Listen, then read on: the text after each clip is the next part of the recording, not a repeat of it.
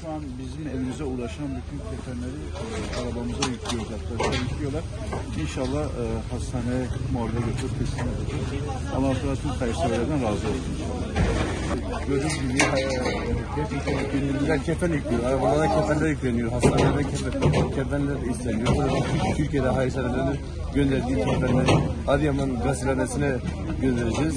Hayırseverlerimizin göndermiş olduğu kefenleri şimdi Adıyaman Belediyesi Medarlıklar Müdürlüğü'ne sevk edeceğiz.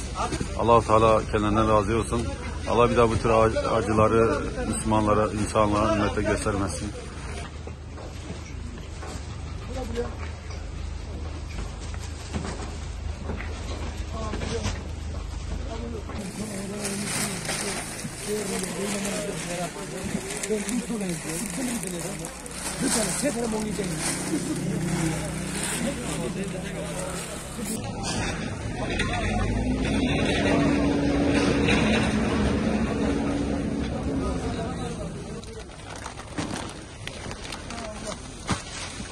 Sabah arkadaşlar.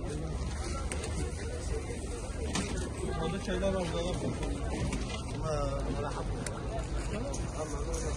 Abi mercimek Can abi gel. Abiye ver, abi gel abi. Abi buna ver. Sırada mısınız? Sıra nerede? Sıra nerede? Sırada değil.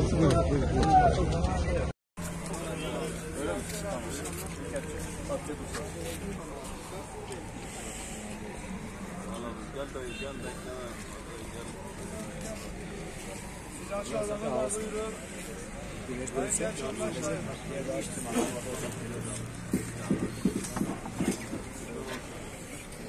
Bak koyar mısın? Buyurun. Tekrar geç.